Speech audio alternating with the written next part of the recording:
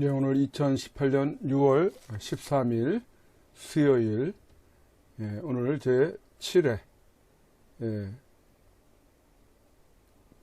전국 동시 지방자치단체장 선거가 있었던 그런 날이죠. 들려오는 소식들이 뭐 여러 가지 안 좋은 소식도 있고, 또 어떤 지역은 괜찮은 그런 어떤 선전하는 그런 소식도 있는 것 같고 그러는데, 지금 또 TV에서는 뭐 출구 조사에서 또 여당 쪽에 후보들이 앞서가는 것으로 그렇게 발표를 출구 조사에 의하면이라고 이렇게 했다고 하는데, 지금 여러분들이 이 방송을 들으시면서 투표하고 나오실 때 출구조사를 했었는지 안 했었는지 그런 부분들을 한번 좀 댓글로 남겨주시면 좋겠습니다. 제가 투표하는 투표소에서는 출구조사가 없었거든요.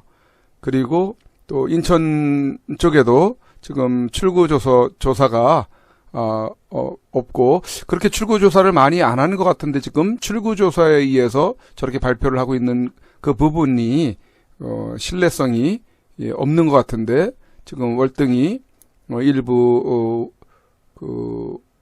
후보들에 대해서는 높게 여당 쪽 후보가 나오고 있는 쪽으로, 뭐 시장이라든지 도지사라든지 이런 큼직한 쪽은 그렇게 지금 나오고 있는 것 같은데요. 아무래도 여러분들이 지역에서 투표하실 때 출구조사가 있었는지 한번 좀 댓글로 남겨주시면 좋을 것 같습니다. 우리 김수님이 오늘도 일찍 들어오셨네요. 요즘에 아주 되게 일찍 들어오고 계시네요, 우리 김수님. 그리고 타이거블루님이 두 번째, 그 다음에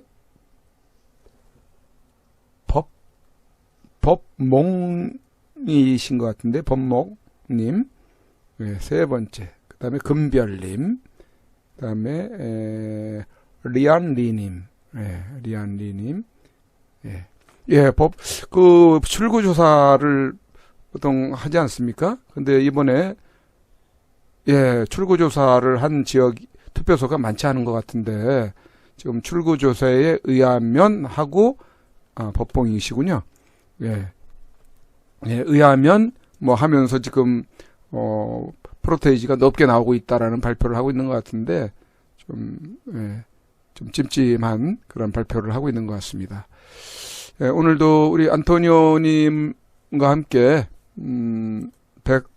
104차 저녁 생방송을 하도록 하겠습니다.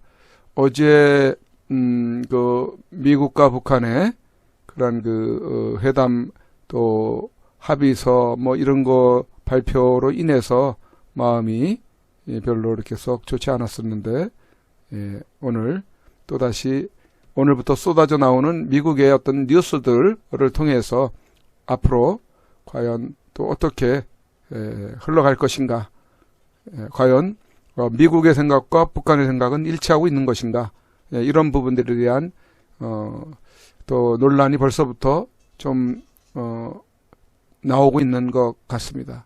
미국은 완전 비핵화에 합의하고 서명 각서를 받은 것이다 했는데, 북한의 노동신문에서는 뭐 단계적 비핵화로 이렇게 보고 있다, 뭐 이런 어떤 또 이야기가 나오고 있는 것으로 봐서는 벌써부터 지금 잡음이 있는 거 아니냐, 이런 생각이 또 들기도 합니다.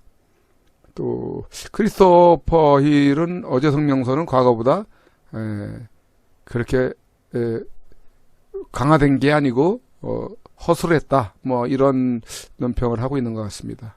그리고 탈북자들은 북한의 비핵화 합의는 위장술이다, 이제 이렇게 목소리를 내고 있는 것 같습니다. 이외에 여러 가지 그런 소식들을 가지고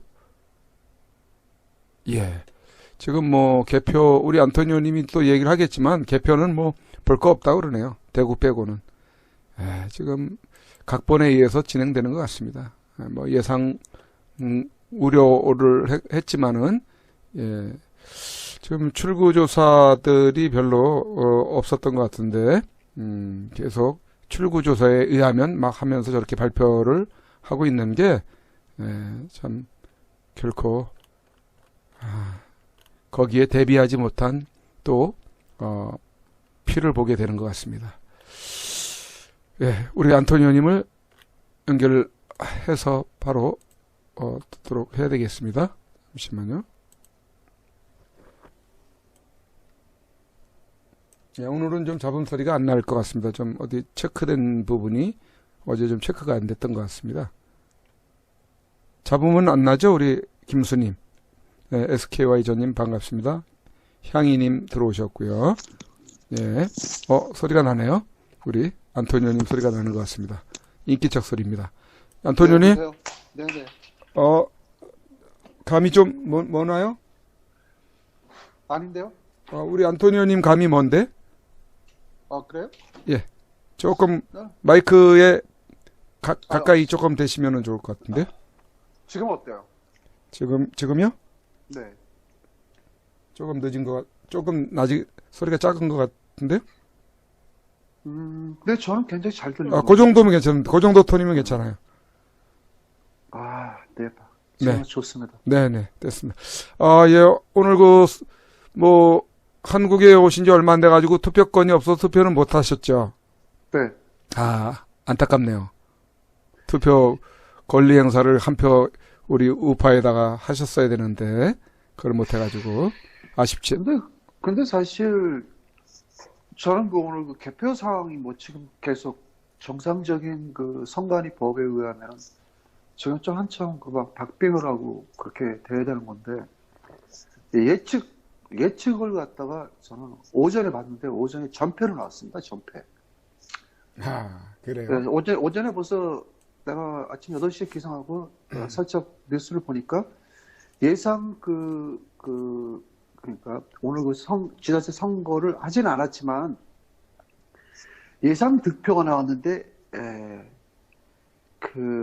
완전히 독주를 하고 그러니까 그동안 며칠간의 선거를 하면서 그게 저는 그걸 100% 인정을 하고 싶지 않아요. 근데 어쨌든 칼럼에서 얘기하는 거는 완전 전패로 나와갖고 민주당이 아침부터 축하 파티를 열었다라는 그런 뉴스를 들었을 때 그냥 방송을 껐거든요. 근데 제가 오늘 여기서 한 가지 이야기하고 싶은 거는 우리가 과거 이승만 대통령 정권 때부터 지금까지 쭉 오면서 아무리 어떤 사악하고 그렇게 부정하는 그런 정통성이 없는 정권이 들어왔을 때 정통성이 없는 정권은 김대중 정권하고 노무현 정권인데요.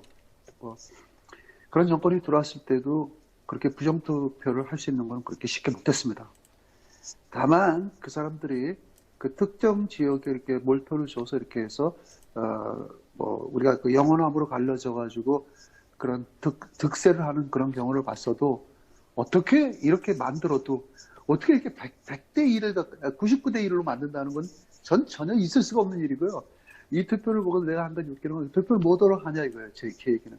차라리 그냥 투표하지 말고 돈 들이지 말고 그냥 대충 그냥 공권력으로 다 해서 야당 그냥 나오지 마 그냥 민주당 다 됐으니 이런 식으로 해서 그냥 심지 뽑기를 하든가 하지. 차라리 이게 그것도 한 가지 내가 너무 충격받았던 거는 제 고향이 충청도지만 충청도는 아직 전패를 했습니다. 한 명도 당선된 게 없고요.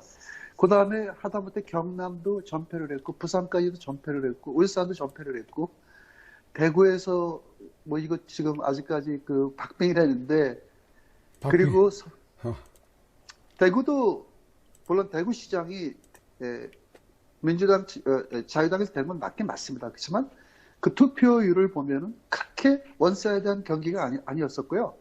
그다음에 서울시장으로 내가 들어갔을 때 서울시장이 박원순이가 완전히 독주를 하고 있습니다. 물론 김문수 후보가 그 중에도 약진을 하고는 있어요. 안철수는 그건 이미 탈락권으로 떨어졌고. 그랬을 때 저는 내가 얘기했는데, 진짜 솔직히 서울 가고 싶은 건 없습니다. 서울 시민들이 몇백만 명이 사는데 아무리 서울이 전라도 사람들이 많고 아무리 서울이 그렇게 그래도 서울 사람들은 다 경제적으로 다 윤택하고 어떤 그 학문과 지식에 그래도 타주에 대해서는 그래도 다 그런 현실을 직시할 수 있는 그 국민들이 사는 도시라고 저는 생각하는데 이게 가짜가 아니고선 이게 조작을 한 게 아니고서는 이게 어떻게 박원순이가 내리 삼선을 하고 어떻게 일방적인 독주를 할 수 있을까?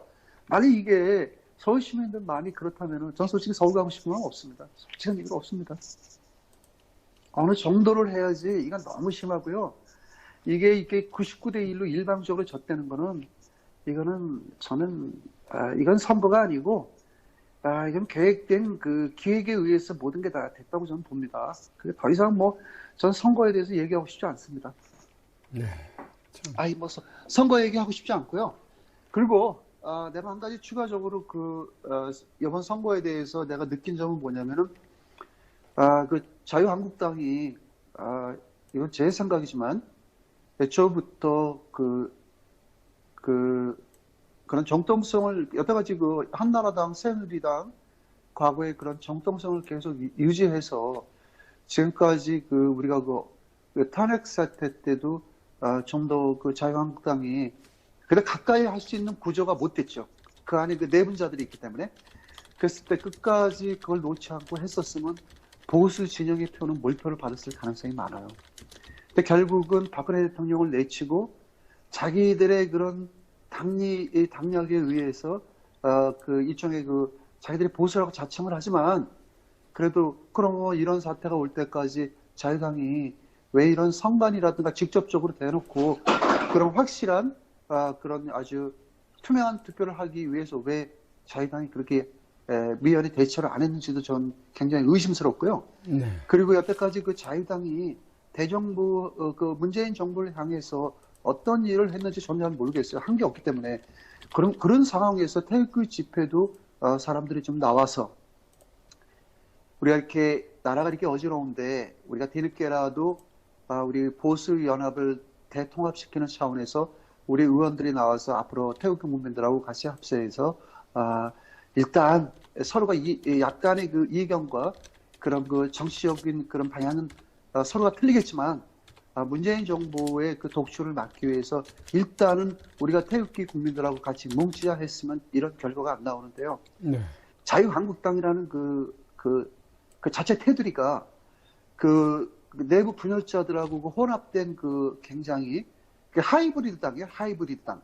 자동차 하이브리드가 뭐냐면은 그 공기와 연료를 사용해서 내연기관과 전기로만 사용하는 그런 모터로 이렇게 해서 같이 힘을 발휘하지 않습니까? 그러면 결국은 자유한국당도 뭐 빨갱이다 그 좌익 사상을 가진 의원들하고 그렇다고 해서 뭐 진정한 보수도 아닌 그 어정쩡한 그 보수들하고 같이 이렇게 협연을 했을 때 과연 그게 좋은 음악이 나오겠습니까? 저는요 솔직히 자유한국당이 보수로 외면한 게 오늘날의 큰 패배를 가져왔다고 저는 봅니다. 자유한국당이 우리 보수 진영 서울에서 집회를 여는 그런 각 단체를 찾아가서 개별 뭐 국회의원 뭐 전부 다는 아니더라도 몇몇 국회의원들이라도 그런 우리 보수 진영의 그 국민들을 안았다면은 이렇게 참패로 저는 이어지지 않았을 거라고 보고요. 사실 야당에서 어느 정도 그 선거를 어떻게 했는지 모르겠지만 이렇게 완전히 원사이드하게 패배하는 건 대한민국 전 선거 여태까지 유례를 찾아볼 수 없는 이렇게 전편은 전 처음 보겠습니다. 과연 홍준표 대표가 아직도 대통령을 하려고 그러는 마음을 갖고 계신지는 모르겠지만 자유한국당이 앞으로 나갈 수 있는 길은 저는 없다고 봅니다. 왜냐하면은 앞으로 조금 있으면은 2년 있으면 총선이 되는데 과연 자유한국당이 또 이 같은 상황에서 그 총선까지 이런 상태로 계속 당의 기조를 이런 식으로 계속 유지를 한다 그러면 보수의 몰표는 고사하고 아마 제가 볼 때는 지금 현재 그 자유한국당의 100여 명이 넘는 국회의원들이 저는 다 전 낙선될 거라고 보고요. 네. 앞으로는 대한민국에서 자유한국당이라는 그 어정쩡하고 이념과 노선 사상이 그런 진영 논리가 불투명한 그런 야당은 우리 보수 진영에서는 필요가 없습니다. 차라리 소수 정당이라도 이젠 그 진정으로 애국 집회에 더 관심을 갖는 그런 정치인들이 앞으로는 더 성장할 수 있는 기회를 좀 보고요. 이런 기회를 놓친 자유한국당의 그 수많은 국회의원들, 거기에는 사실 과거에 태극기 집회 나온 사람들 많았었고, 그런 사람들도 결국은 다 외면을 했죠. 외면한 그 결과가 이건데, 지금 그 나머지 국회의원들, 자신들이 앞으로 2년 후에 선거에서, 또 다른 그러니까, 다시 자기네들이 그 지역구를 지키고, 또 연임을 할 그런 마음을 갖고 있는지 모르겠지만, 아마 내가 볼 때는 대한민국 야당이라는 게 이제 없어질 가능성이 많고요. 이제는 제가 볼 때, 바른미래당하고 아마 문재인 정부가는 더불어공산당이 이 나라가 민주화될 때까지는 계속 지탱을 할 것 같아요. 사실상 사멸된 당입니다. 자유한국당은. 네. 더 이상, 그리고 홍준표 대표는 내가 볼 때 분명히 책임을 안 질 거로 저는 보고 있는데 원해입니다. 원해의 그 입장을 충분히 발휘해서 본인 스스로 알아서 어떻게 돈은 뜨고 다니는 거야, 창피해서. 그것도 당 대표라는 사람이 숨어서 그 보수 진영을 통합해서 조금이라도 그 태극기를 좀 흔들었다면은 우리 보수 국민들이 그 아픈 몸을 입고 아마 노인들도 전부 나와서 몰표를 줬을 거라고 보는데, 사실 요번에 그 자유한국당이 이렇게 엄청나게 이렇게 100%진 거는 우리 보수 진영의 표를 못 받았습니다. 못 받아서 제가 볼 때 우리 보수 진영의 표가 단 10%도 못 받았다고 저는 그렇게 나는 아주 흑평하고 싶습니다. 참 우려를 했지만은 이건 참 너무 비참하네요, 그죠? 대구 시장에 대구 시장이 지금 아직까지 결판이 안 났는데, 물론 약간의 차이로 이기고는 있습니다. 근데 사실 그것도 이긴 것도 아니고요. 사실 대구란 도시가 어떤 도시입니까? 대구가 그렇게 대구 시장이 자유한국당에서 그렇게 아슬아슬하게 그렇게 시소 게임을 해서, 전라도 같은 경우는 100%의 몰표를 받는데 왜 대구는 몰표를 못 받습니까? 그럼 그렇다고 치고 부산으로 넘어가자고요. 부산은 지금 민주당이 이기고 있어요. 지금 부산 시장이. 그렇죠. 부산이 우리 태극기 집회 부산에서 하죠. 하죠. 예. 부산에서 하죠. 네. 서울 이외에 부산에 하죠. 네네. 했죠. 예. 앞으로 태극기 집회 부산에서 계속 해야 됩니까? 아무리 이게 부정선거가 곁들였고 컴퓨터 그 전자 투표 그 방식을 채택했다고 그래도 일단 부산에 마음이 있을 거 아니에요. 부산 시민도 그래도 어디 가서 보수라고 얘기 못 하죠. 부산시장까지 민주당 의사한테 뺏겼는데. 다만 경남의 그 김태호 그 지사는 당선 가능성이 높아요. 근데 그 사람은 제가 볼 때는 그래도 어쨌든 자유당의 그런 탄핵 세력들하고 연계가 안 됐기 때문에 전 됐다고 보고요. 그 김태호 그 지사가 그래도 유일하게 지금 희망이 있습니다. 그다음에 그 경기도 지사로 가보면은 이재명이가 당선이 되는 거예요. 이재명이가. 성남시장에서 경기지사. 비참스럽네. 팬텀급에서 미들급으로 뛴 거예요. 팬텀급에서 미들급으로다가 체급을 올려서 승리를 했어요. 권투 선수가 미들급이나 라이트급에서 세계 챔피언이 돼도 그 사람들의 꿈이 미들웨이트, 미들급을 석권하기 위한 아주 그 사람들의 그 희망입니다. 열망인데, 그렇게 하려면은 자기가 그 가벼운 체급에서 무겁게 갖고 하면은 사람이 몸이 갑자기 무거우면은 웨이트가 늘어나면은 그 순발력이 떨어지고 펀치의 그 파워력이 떨어진답니다. 펀치의 파워가 아니고 그 어떤 스피드가 떨어져서 그런 약한 체급의 사람이 그런 그 중형 체급으로 도전했을 때 거의 100이면 100% 그런 도전을 꿈을 이루지 못하거든요.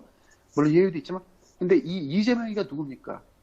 천하의 좌익 세력에다가 그 신분도 별로 그렇게 정확하지 않고 단지 성남시장에서 실직된 학생들한테 뭐 한 달에 당분간 보조금을 주겠다고 이렇게 막 그 포퓰리즘을 발산하고 이런 사람이 결국은 경기도지사가 됐어요. 남경필이는 거기에 상대가 안 될 정도로 지금 밀려 있습니다. 여러분, 남경필이는 그 아버지가 제가 알기로는 옛날에 그 남도구 그 경제장관인가 뭔가 했던 사람으로 저는 알고 있는데요. 남경필의 그동안 그 과거를 쭉 보면은 굉장히 얍삽하잖아요, 사람이. 생긴 자체가 정치인이 아니에요. 그리고 박근혜 대통령 뒤에 가서 칼 꽂고, 그런 놈들은 아주 고소하게 오늘 다 떨어졌다는 건 저는 굉장히 그거로다가 아주 오늘 다만 마음의 위로를 받고 싶습니다. 박근혜 대통령을 말살하고 박정희 대통령의 그런 대한민국의 그런 정치사회에서 그걸 왜곡한 놈들은 다 떨어졌습니다. 이제는 그리고 제가 오늘 우리 애국자님들 인사도 못했네요. 저 진짜 시청자님들 진짜 내가 연이틀 참 괴로운 마음인데요. 제가 또 한 가지 여기서 오늘 방송 제가 짧게 하겠습니다. 하는데 어저께 싱가포르에서 그 김정은하고 이렇게 한 거에 대해서 저는 참 너무 대한민국 보수가 왜 이럴까라는 걸 전 새삼스럽게 느꼈고요.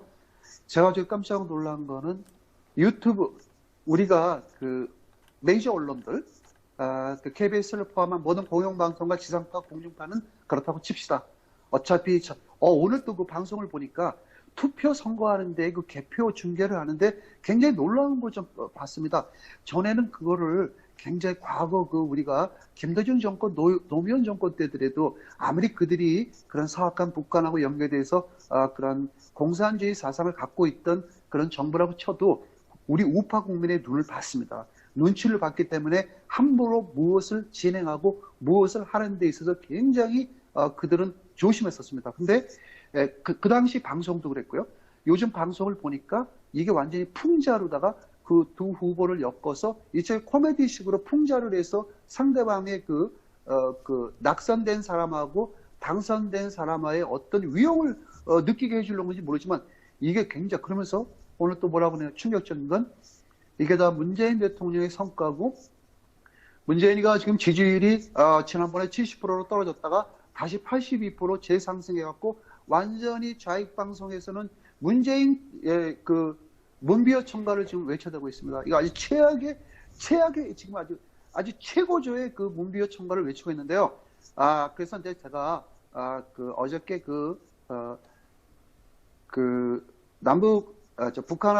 미국과 북한하고 회담에서 제가 무슨 이야기를 하고 싶냐면은 우리 보수 국민들 문제 많아요. 왜 많냐면은 어저께 시작해서 이제 아직까지 비핵화를 어떻게 할지, 북한이 무엇을 할지, 미국이 북한한테 무엇을 줄지 모르는 상황 속에서 수많은 유튜브 방송, 제가 오늘 다 실방송 다 얘기하겠습니다. 락 방송, 허준 TV 방송, 그 다음에 뉴스타운, 신의 한수, 그 다음에 조갑재 TV, 정기대 TV 다 포함해서 공통점이 뭐냐면 윤창중 TV까지 오늘 다 제가 5시에 나와서 모니터를 다 했습니다. 트럼프는 대한민국을 팔아먹었다. 그들이 한 얘기입니다. 트럼프의 그 유유부단한 행동, 믿었던 우리가 발등을 찍혔다. 결국은 트럼프는 북한을 살리고 대한민국을 저버리고 미국은 앞으로 우리도 반미를 해야 된다. 그리고 막 온갖 트럼프 대통령을 매도하는 아주 방송을 하고 있는데요. 그래서 제가 한 가지 묻고 싶습니다. 트럼프 대통령이 북한한테 그렇게 실리를 챙기고 유유부단하고 김정은한테 넘어갈 그런 제목입니까? 그런 제목이 아니죠. 아직까지도 북한의 비핵화는 몰라요. 모른다는 게 아니고 트럼프 대통령이 그렇게 할 수밖에 없던 이유를 내가 오늘 제 설명을 하겠습니다. 심지어는 물을 일으켰던 옛날에 과연 일으켰던 그 방송에서 뭐라고 하냐면 믿었던 트럼프한테 발등을 찍혔다. 대한민국에 살 수 있는 길은 이제는 핵무장을 해야 된다. 내가 문재인 정부에서 핵무장을 하라고요? 갖고 있는 원전도 다 폐기시키고 대한민국에 단 1g의 핵물질도 갖고 있지 못하게 하는 문재인 정부 상태에서 핵무장을 하라고 그 사람이 얘기를 하더라고요. 말이 안 되잖아요. 사람이 논리적으로 적어도 그 관까지 했던 사람이 그러면서 트럼프 대통령을 배신자라고 그렇게 역설하면서 트럼프 대통령이 대한민국 배신한 거 없어요, 아직까지. 트럼프 대통령이 북한하고 합의를 본 것은 내가 다시 한번 얘기를 할게요. 김정은이가 비핵화를 한다고 이야기를 하니까 일단은 가야 되지 않습니까? 그러면 트럼프 대통령이 저 김정은이가 비핵화를 안 하는데 내가 일방적으로 저놈하고의 어떤 내가 뭐 주고받을 이유도 없다. 난 그냥 일방적으로 북한에 뭐 하든 말든 난 때려붓기겠다. 이렇게 할 수는 없는 거잖아요. 그렇죠? 국제사회에서. 그렇죠? 그럼 트럼프 대통령이 김정은이가 그 갖은 장깨와 술수를 부려서 비핵화를 한다고 재받아쳐서 싱가포르까지 간 거 아닙니까?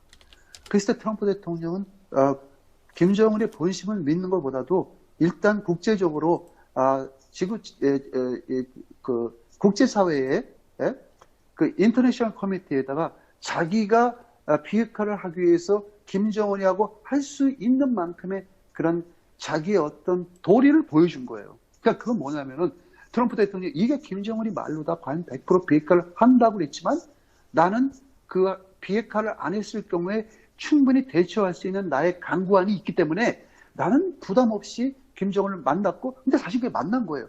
그랬을 때 김정은이가 그 백악관에서 4분짜리 비디오를 만들었습니다. 그 4분짜리 비디오가 뭐냐면은 그게 뭐 그 어떤 또 그 픽처 회사에서 만들었다는데 일단 백악관에서 뭐라고 얘기를 했냐면 자기네들이 만들었다.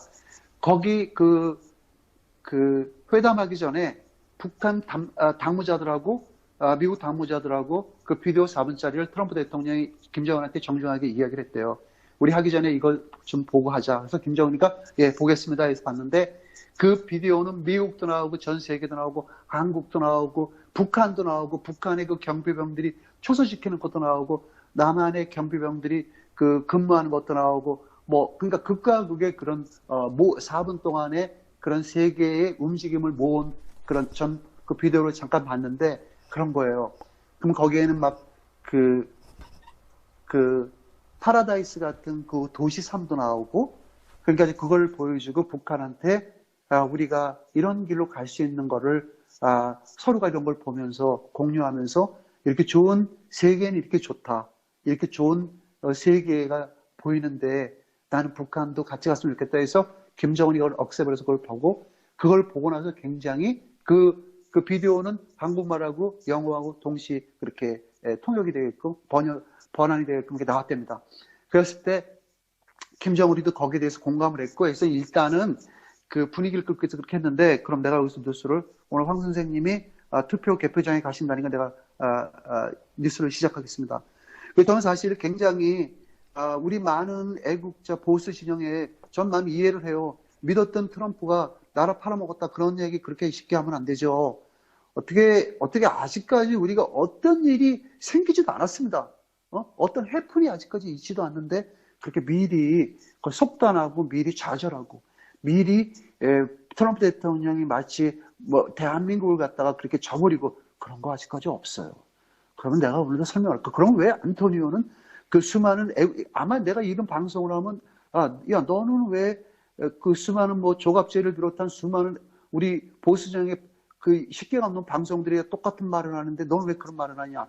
뭐 그런 식으로 얘기한다면 저는 논리 비약적으로 전 따지고 싶지 않아요. 왜냐면 나는 내가 믿는 트럼프 대통령을 믿는다기보다도 북한의 비핵화의 현실성이 없는 미국과의 그런 대립관계에서 미국이 북한을 갖다 완전한 비핵화를 하기 위해서 후속 조치에 대한 북한의 의중을 보기 위한 전 회담이라고 보죠. 북한하고 비핵화를 100% 한다고 저는 보질 않습니다. 그래서 제가 오늘 그 트럼프 대통령이 또 발표를 했습니다. 북한과 비핵화에 서명해서 이제 나는 북한의 핵폐기만 기다리고 있답니다. 맞는 얘기죠. 그럼 그들이 비핵화를 한다고 당분간 경제 제재를 풀 생각, 말 또 바꿨어요. 오늘 트럼프 대통령이. 어저께는 경제 제재를, 오늘 트럼프 대통령이 많은 말을 바꿨습니다. 그래서 비난도 받았습니다. 저는 다 솔직하게 얘기할게요. 트럼프 대통령이 어저께는 이런 얘기를 했습니다. 싱가포르에서. 북한하고 비핵화를 하는 과정에서, 물론 그게 시간이 걸리고 비핵화를 쭉 하지만 그렇다고 내가 북한을 마냥 경제를 묶어둘 수는 없다. 어느 정도 수순에 걸쳐서 비핵화 그냥 하는 도중이라도 북한의 경제 제재를 풀 수도 있다고 이렇게 얘기해서 전 다소 실망도 했습니다. 그런데 오늘 트럼프 대통령이 말을 바꿨습니다. 북한하고의 비핵화를 기다리고 있지만 그들이 비핵화를 한다고 해서 당분간 경제 제재를 풀 생각은 지금으로서는 없다라고 기자들 앞에서 오늘 공식적으로 얘기를 했습니다. 백악관한테서. 그 다음에 오늘 황 선생님이 굉장히 바쁘셔서 내가 회담을 빨리 끝낼게요. 회담이란다. 죄송합니다. 오늘 논평을. 그 다음에 이번 북한과 회담에도 불구하고 이제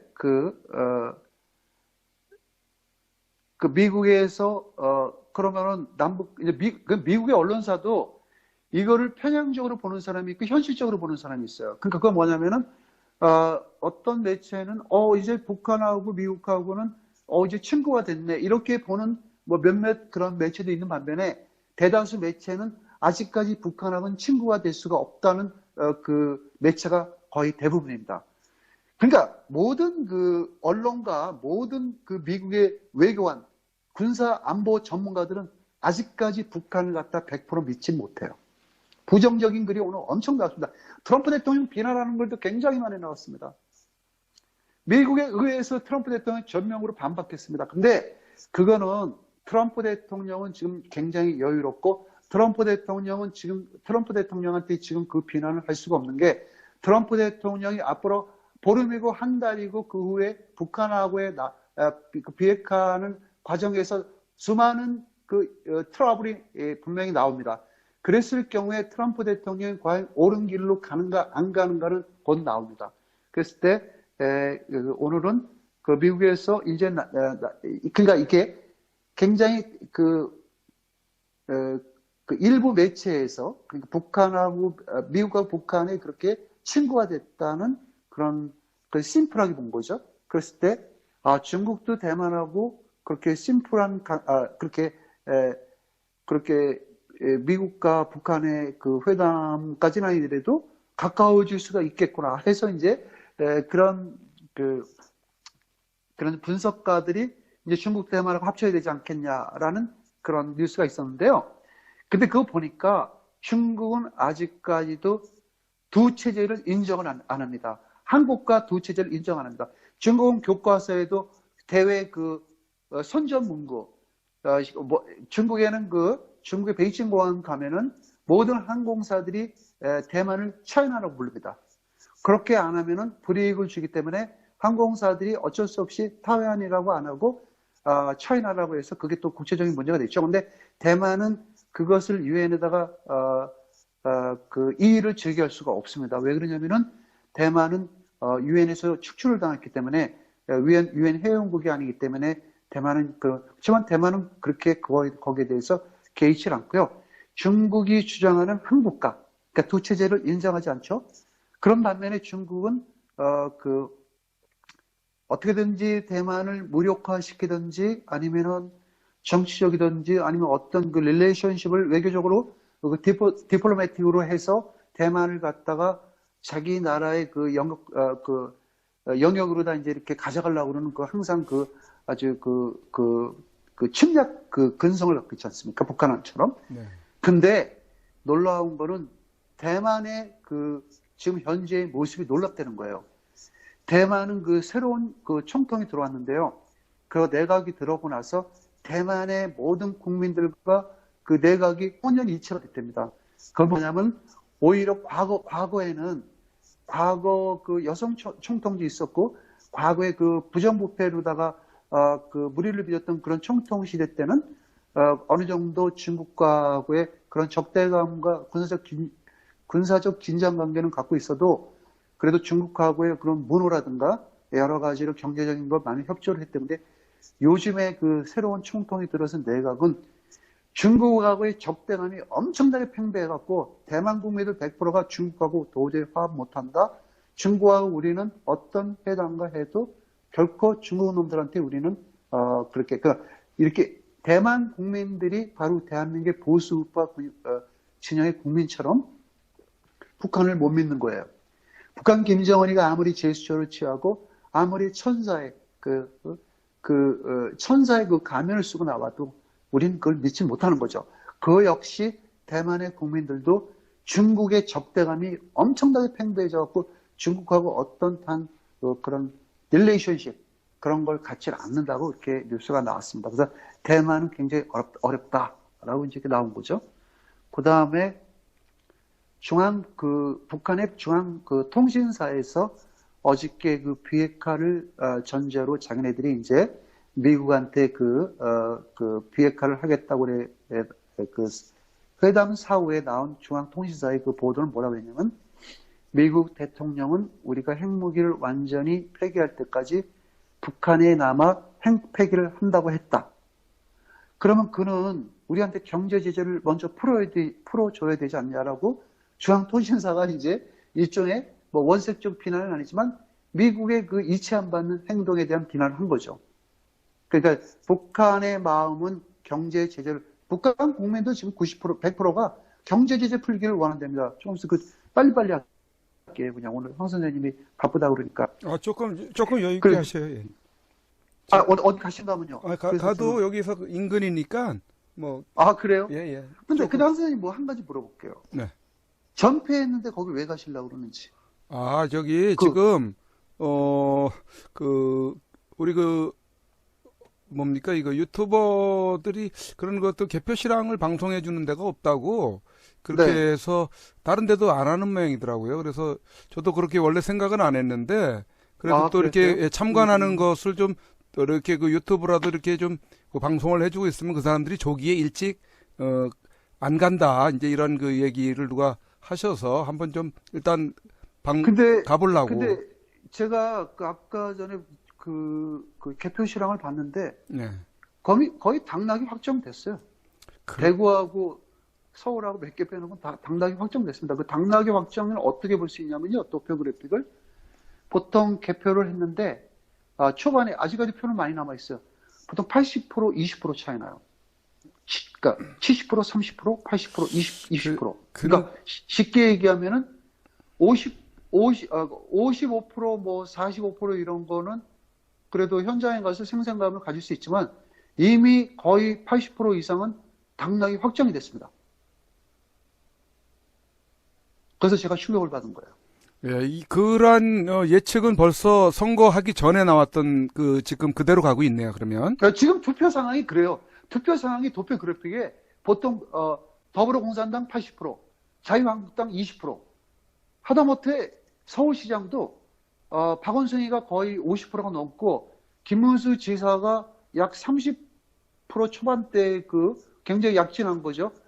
김문수 지사는 진짜 아까워요. 김문수 지사는 자유한국당을 택하지 말았어야 됐어요. 무소속으로 나왔으면 차라리 됐어요. 무소속으로 나왔어요. 김문수 지사는 진짜 저는 아깝다고 보고요. 그분은 그래도 그나마 우리 대통령 각과를 끝까지 지켜준 분의 한 사람이라고 좀 봅니다. 김문수 지사는 저는 굉장히 존경합니다. 물론 그 사람의 정치적 노선은 저는 반대를 하지만 그 개인의 성향과 그 나라 사랑. 물론 김문수 지사가 과거에 학생운동권에서 좌익 사상을 가졌던 사람이지만 아직까지는 그 사람이 변한 게 없습니다. 대부분 그 과거에 빨갱이를 했던 사람들은 우국으로 전향을 해도 다시 글로 돌아간다는 설이 있지만 저는 아직까지 김문수 지사가 다시 돌아갔다는 설을 전 본 적이 없고요. 그 분이 사실상 서울시장이 되면은 참 일단은 우리가 불을 끌 수 있는 그 서울시장이 되면은 대한민국의 그 서울 광화문이라든가 그런 서울 시 근처에다가 얼마든지 김문수 지사가 대한민국 우국 진영의 국민들이 자유롭게 그런 국민 저항 운동을 할 수 있는 그런 발판을 만들어줄 수가 있는 그런 기회가 우리가 지금 오고 있지 않다는 거예요. 저는 그래서 김문수 지사가 참 서울시장에는 굉장히 출마를 잘 하셨는데 다만 당적을 잘못했겠다는 거. 차라리 물론 그것도 어렵죠. 당적이 없이 무소속으로 출마하는 것도 예, 어렵죠. 그것도 어려워요. 예. 제주도의 원희룡 제주지사는 당선이 100% 확실시 됐어요. 무소속입니다. 그래요. 김문수 지사가 되게 아주 좋게 보였나 보네. 김문수 지사가 저는 원희룡 씨보다 떨어진다고 생각 안 합니다. 김문수 지사 왜 무소속으로 출마를 안 하셨는지 저는 그게 좀 더 어차피 이렇게 될 거라면 그러니까 바보 안철수는 완전히 10%대인데요. 이미 안철수는 요번에 우리가 또 그 하나의 아주 다행히도 조금 뭐라 그럴까 좀 위안이 되는 게 안철수가 많이 차기 대통령 후보로 한참 득세를 했었어요. 그런 여론조사, 그러니까 문재인이가 찬탈하고 나서의 차기 후보 구도를 안철수가 1순위로 봤거든요. 그랬을 경우에 우리는 굉장히 불안하잖아요. 왜냐하면 그 밑에는 악인 중에 악인인 대한민국의 민주 헌정을 짓밟은 박지원이라는 사람이 있죠. 그렇기 때문에 우리는 굉장히 불안했었는데 안철수는 10%대에 머문 걸로 저는 알고 있습니다. 안철수는 사실상 오늘로써 그런 자기가 앞으로의 그런 정치적 야망의 모든 꿈을 저버리고 이제는 컴퓨터나 좀 만지면서 백신이나 좀 만들고 백신 만드는 사람이 무슨 정치를 합니까? 요즘은 백신을요, 미국의 IT 귀재들 16살, 15살 먹은 애들이 백신을 만들어서 무료 공급을 해요. 미국에. 안철수의 백신이 어떻게 굉장한 진짜 얼마나 우수한지 모르지만 그 백신을 아무나 다 만들 수 있는 거예요. 안철수가 백신 만들었다고 크게 막 떠벌리고 다녔는데 16살짜리도 컴퓨터 백신, 바이러스 백신을 만듭니다. 인터넷 가면 그거 다운받을 수 있고 다 있습니다. 그랬을 때 이제 서울 시가 김문수라는 그래도 우리 대통령을 생각했던 분이 안 돼서 진짜 너무 진짜 마음이 아픕니다. 사실 저는 자유한국당이라는 근거를 두지 않고요. 그냥 인간 김문수 갖고 얘기한 겁니다. 인간 김문수는 한때는 박근혜 대통령의 천적으로도 보였지만요. 실제적으로 그런 정치적인 어떤 논쟁이지 이념적으로 김문수 씨가 박근혜 대통령을 이념적으로 몰아붙인 건 없다고 생각합니다. 김문수 씨가 그 당시 박근혜 대통령하고 그렇게 정면 대결을 한 거는 자기의 어떤 정치적 악기를 위해서 서로 간에 대립이 있었던 것 뿐이지 박근혜 대통령하고의 어떤 건 정치적 경협에다가 저는 서로를 비방했던 건 저는 생각 안 합니다. 그런 이제 다시 뉴스를 이어가겠습니다. 트럼프 대통령이 이제 그렇게 영상을 보여주고 나서 이제 회담을 시작하면서 회담 분위기가 상당히 좋았답니다.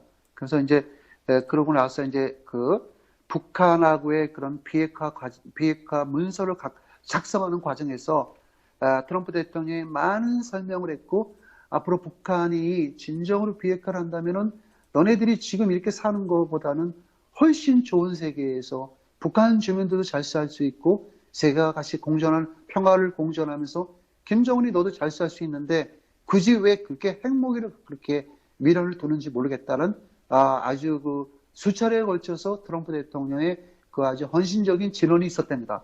그렇게 해서 충고도 해주고 했을 때 북한인 결국은 미국에서 작성한 원문에 여기 뭐라고 나왔냐면은 여기서 이게 복수에서 뭐라냐면 북한이 비핵화를 한다고 하면서 우리가 요구하는 각세에 김정은이 사명 날이를 해서 아주 쉽게 회의가 끝나고 그렇게 우리 우파 국민들이 일부의 우파 국민들이라든가 유튜버들이 그렇게 비난을 받을 수 있는 그런 오해를 받을 수밖에 없는 어저께 그런 회담장의 분위기였죠. 그랬을 때 우리는 좀 더 앞으로 많은 일이 생기고 앞으로 북한 문제가 결코 북한의 의지대로 가지 않는다는 걸 물론 내가 이렇게 줄기차게 외치고 더 이상 답으로 헛소리 떨지 말라. 심지어는 사람들이 보니까 너는 이제 그만 가짜뉴스 그만 양산하고 헛소리 떠들지 마라. 이미 트럼프는 물 건너갔고 대한민국을 배반하고 북한하고 붙었다. 라고 이제 얘기를 하고 그 다음에 이 방송이 트럼프 대통령 찬양 방송이냐. 여러분 물론 저는 트럼프 대통령을 찬양한 게 아니고 그동안 트럼프 대통령의 개인적인 그 자질을 갖고 칭송을 한 건 있습니다. 그걸 한 것뿐이지 트럼프라는 인물을 갖고 내가 칭송을 하면 뭐합니까? 제가 트럼프 대통령 뭐 선거단 그런 멤버도 아니고 내가 뭡니까? 아무것도 아닌데? 근데 나보러 트럼프 대통령 칭송만 하고 트럼프 대통령 찬양한다고 그랬는데 내가 그럼 여기서 할 말이 많습니다. 신혜식 방송 과거 전에 나보다 더 많이 칭송했습니다. 대한민국 유튜브 방송들 다 트럼프가 살 길이다. 트럼프밖에 없다. 해놓고 어저께는 트럼프를 개혁 쌍욕을 다 하면서 김정일하고 거의 똑같은 수준의 그 트럼프 대통령을 비하하고 아주 그 명예를 막 실추하는 그런 방송을 많이 한 거 봤을 때 왜 저들은 언제는 트럼프 파리를 하다가 트럼프가 비핵화를 한다고 그러니까 그게 뭐가 잘못인데 왜 비핵화를 하는 걸 막아요?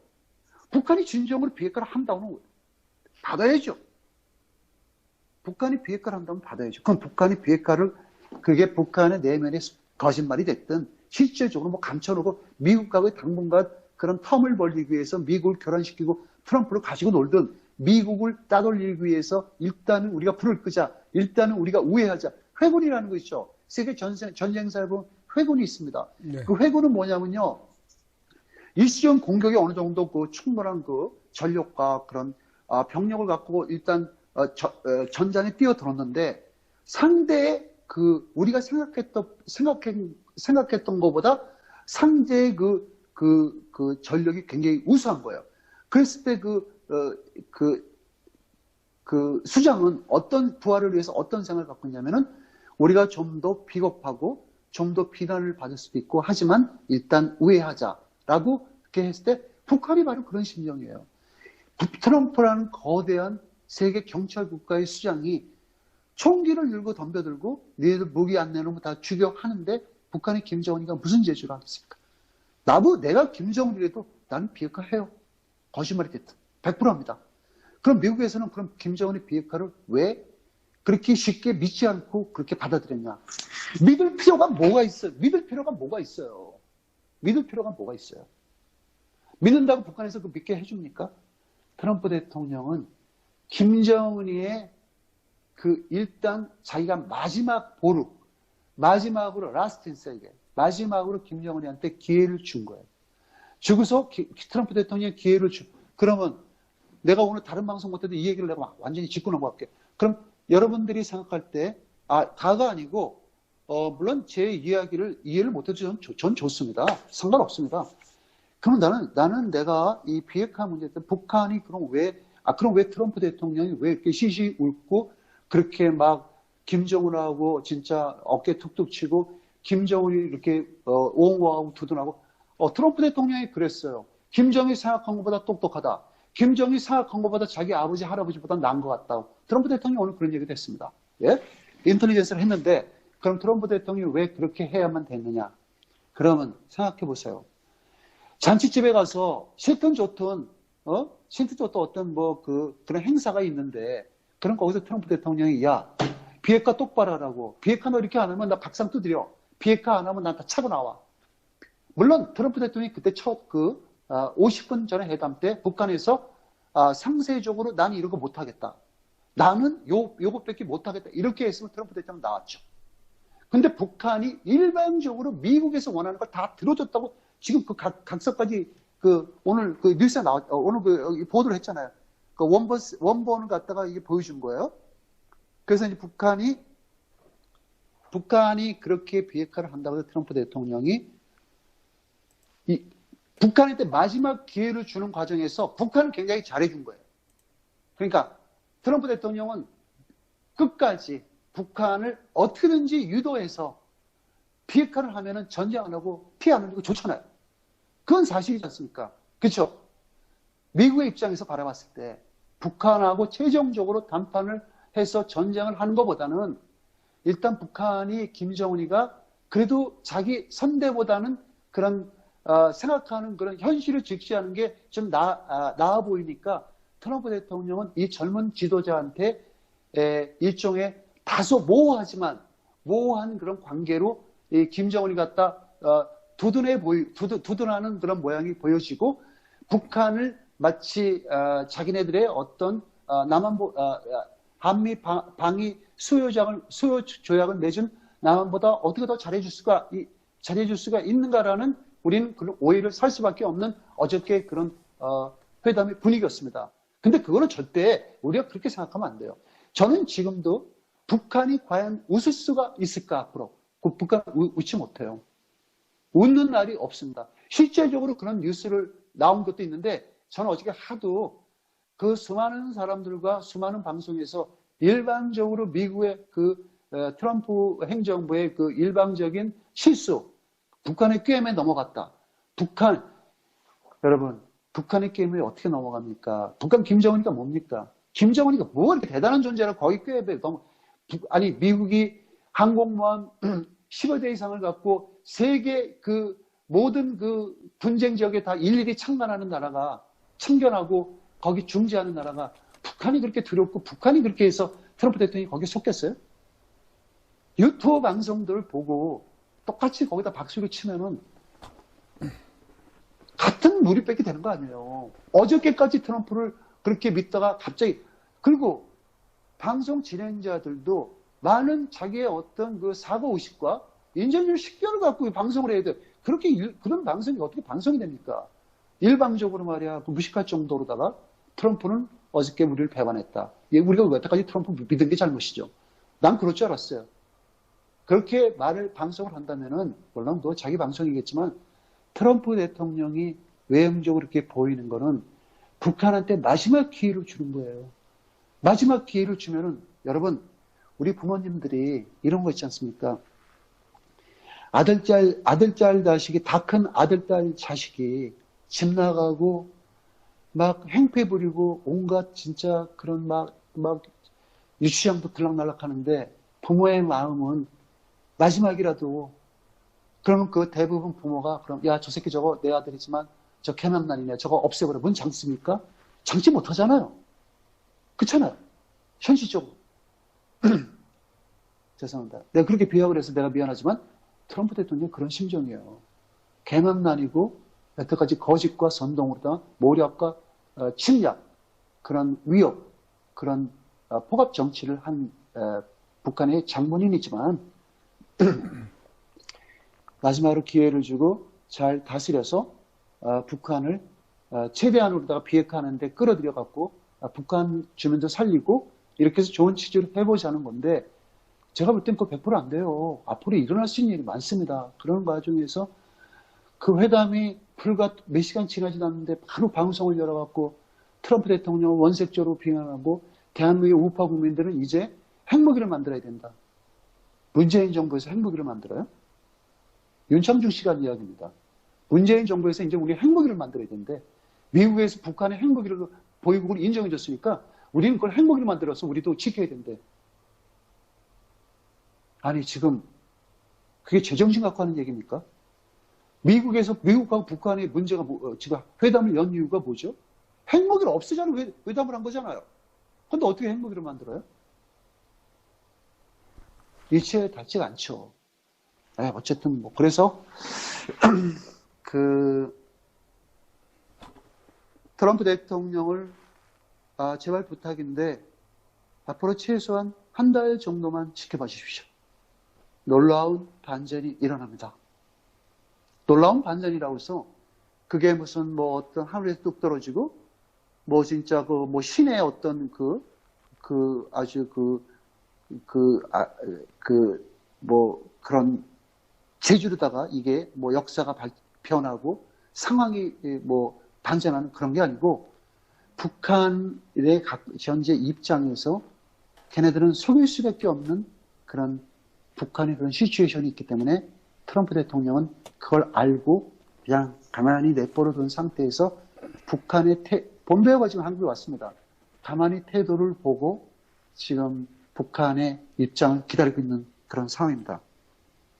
여기서 회담은 북한을 비핵화를 끌어내기 위해 조용하고 단조롭고 매우 온화하고 부드러운 모든 걸 총동원해서 회담을 했다 이거예요. 근데 아직까지도 김정은의 마음은 보증하기가 어렵다라고 미국 그 신문들이 이야기를 합니다. 그 다음에 이제 비핵화에 가려진 인권 문제. 물론 휴먼 라이트, 인권이죠, 휴먼 라이트가. 이게 왜 이슈화가 안 되냐는 거예요. 그러면 어저께 같은 경우에는 트럼프 대통령이 그걸 발표를 안 했지만 인권 문제도 들어갔답니다. 그렇지만 이거는 일단 가장 큰 목표는 트럼프 대통령이 왜 인권을 갖다가 다소 그렇게 못 미치는 그런 의제를 넣었었냐면 일단은 거기에 포괄적으로 다 들어갔기 때문에 어저께 제가 설명드렸잖아요. 인권도 거기 들어갔잖아요. 상한국이. 그랬을 경우에 트럼프 대통령은 회담의 주제는 비핵화고 비핵화를 먼저 풀어야만 비핵화를 풀고 나서 북한의 인권 문제가 자동적으로다가 그게 해결이 됩니다. 왜 되냐면은 트럼프 대통령이 북한의 비핵화를 먼저 받지도 않은 상태에서 야 북한도 인권 문제 이거 확실히 해. 인권 탄압하지 마. 이렇게 할 수는 없잖아요. 그렇죠? 그럼 물론 이 휴먼 라이트, 인권 문제가 상당히 비핵화 이상으로다가 북한의 주민들을 생각한다면은 굉장히 큰 의제에 들어가야 됩니다. 실제적으로 많은 미국의 상원 의원들과 미국의 전직 외교관들은 북한의 인권 문제를 계속 호소하고 있습니다. 유엔 보고관들도 실제적으로 싱가포르 회담 때 우리도 껴달라라고 인정했다가 그런 회담에는 그렇게 참석할 수 없는 그런 또 불가항적인 그런 게 있기 때문에 그 사람들이 일단 그런 요구는 안 했지만요. 그렇듯이 유엔의 그 인권 보고관들도 북한 문제에 대해서 굉장히 그렇게 아주 심도 있게 비핵화 이상으로 북한 인권 문제는 굉장히 중요하다 했을 때 트럼프 대통령이 인권 문제도 의제에 있기 때문에 물론 그게 비핵화에 가려진 일부분일 뿐이지 인권 문제는 북한한테 제기한다는 거죠. 그래서 이제 여기서 이제 트럼프 대통령을 반박하는 기사들이 많습니다. 전에 주한 미국 대사를 지냈고 과거에 그 미국의 육자회담 대표로 그 식스파리 톨크의 그 미국 대표였었죠. 특사 크리스토퍼 힐 그 차관보가 오늘 트럼프 대통령은 매우 신랄하게 비난했어요. 비난할 수 있다고 저는 봐요. 왜 그러냐면은 트럼프 대통령의 그런 진위를 이 사람들은 과거 지향적인 사람들이에요. 자기들이 과거에 그런 북한하고의 그런 비핵화 문제를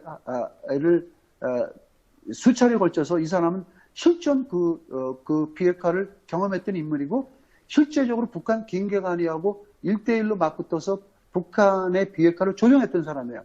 그러면 그 당시에 그런 시대가 그 당시에는 20세기고 지금 21세기입니다.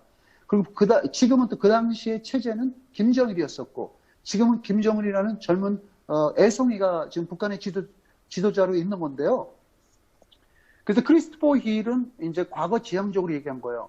우리는 과거에 내가 그런 비핵화를 나도 해본 사람이지만 뭔가 부족하고 뭔가 북한의 어떤 검증이나 어떤 일정이 전혀 언급되지 않은 상태에서 트럼프 대통령이 너무 북한을 봐주게 한 거 아니냐라고 이 사람이 개인적으로 얘기한 겁니다. 얼마든지 얘기할 수 있죠. 얼마든지. 그렇지만 트럼프 대통령이 그렇게 일방적으로 북한을 봐주기 위한 어저께 회담이 아니라는 거는 트럼프 대통령이 알고 있고 나는 그게 눈에서 보여요. 난 보여요. 나는 제가 약 한 달 전에 그 비핵화를 쭉 하면서 제가 이런 얘기를 했어요. 불과 며칠 전에도 그런 얘기를 했어요. 하도 그럼 싱가포르 트럼프가 안 가길 바라는데 그러면 말이 가면 어떡하지? 했을 때 저도 물론 그때 그랬어요.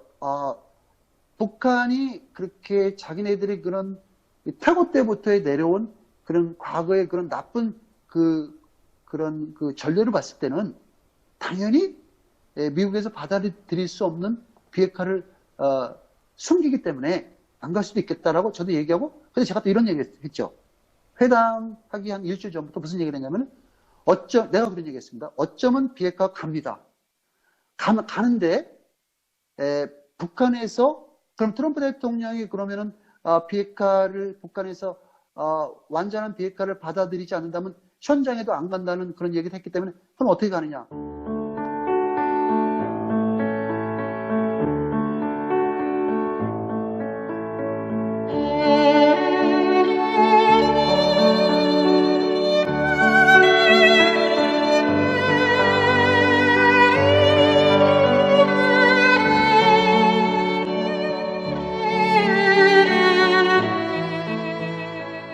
2018년 5월 31일 손상대 애국집회 사회자께서 출소하시던 날, 아직도 여전히 저 담장에 갇혀 영어의 몸으로 계시는 박근혜 대통령님이 계시는 아주 가까운 지근 거리에까지 가 보았습니다.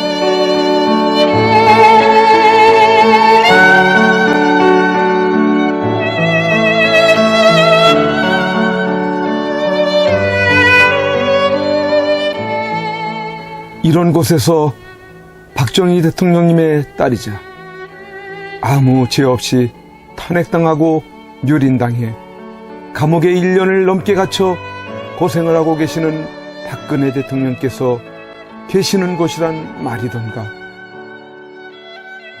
아, 이게 뭐란 말인가? 이런 게 있을 수 있는 일이란 말인가?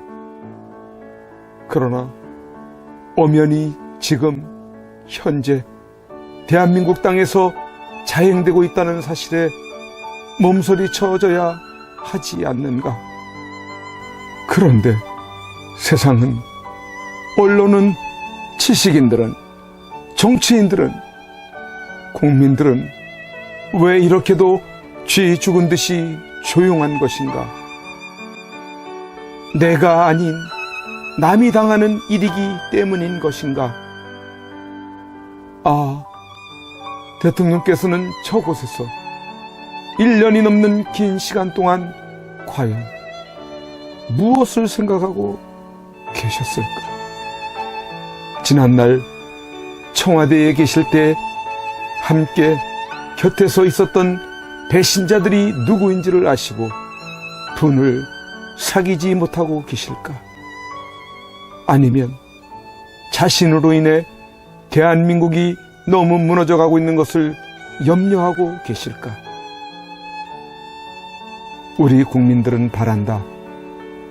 부디 대통령님께서 강한 정신력으로 버티시고 건강을 유지하셔서 반드시 복귀하시고 형편없이 무너지고 부패하고 비리 공화국이 되어버리고 빨갱이들로 점령되어버린 이 땅을 기경하여 다시 씨를 뿌리고 옥토로 만들어 다음 통일한국을 일구어갈 나라로 만들어 주기를. 왜냐하면 박근혜 대통령님만큼 깨끗하여 믿을 만한 사람이 없기에.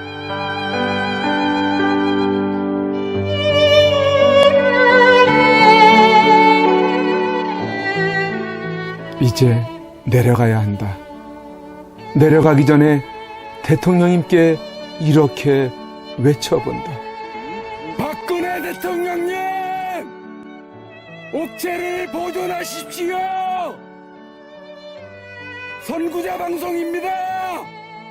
보내드리는 엽서를 통해서 힘을 내시고 대통령님의 결백이 밝혀질 것입니다! 멀지 않았습니다! 더 꿋꿋이 버텨주시고 많은 국민들을 통해서 많은 엽서를, 더 많은 편지를 보내드리도록 그렇게 힘쓰겠습니다. 건강을 지켜주세요. 안녕히 계세요.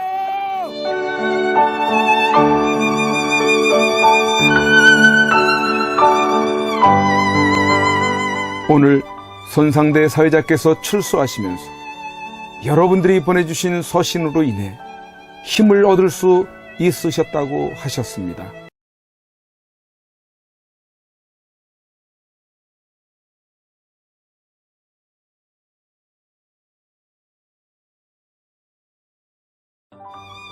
이제 박근혜 대통령님과 남아 계신 분들이 힘과 용기를 얻으실 수 있도록 엽서 보내기와 편지 보내기에 더욱 동참해 주시지 않으시겠습니까?